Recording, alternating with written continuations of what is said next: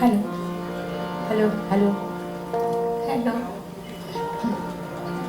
Hello hello hello hello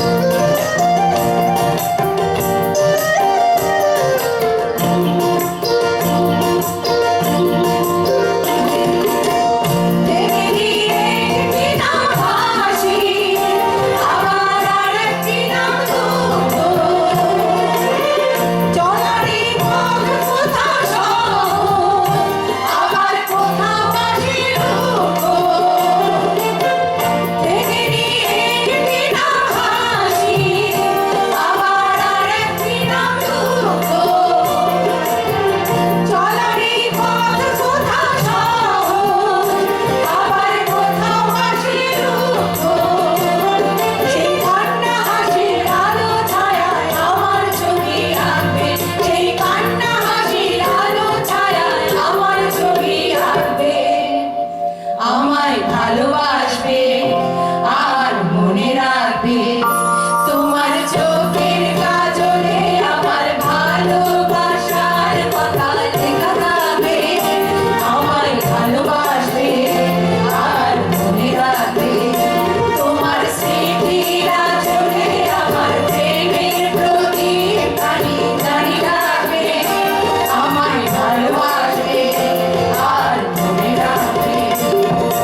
ভালোবাসবে।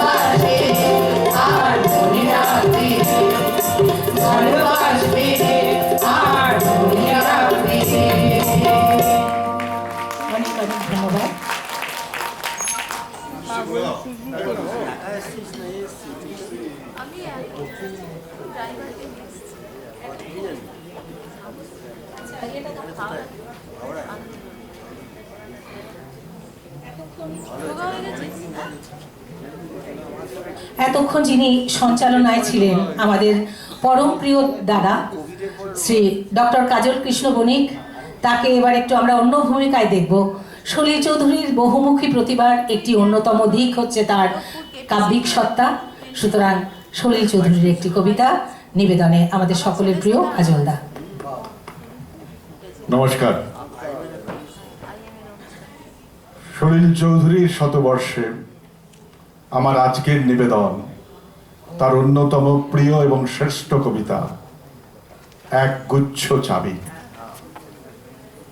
উত্তরাধিকার সূত্রে পেয়েছি শুধু এক গুচ্ছ চাবি, সরু মোটা লম্বা খাটো নানান রকমের নানান ধরনের।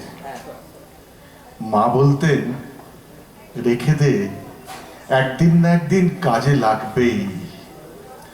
তারপর যখন জীবন জীবিকার প্রশ্নে পথে নামতে হলো, সম্বল শুধু সেই এক গুচ্ছ চাবি, সরু মোটা লম্বা বেটে নানান রকমের নানান ধরনের।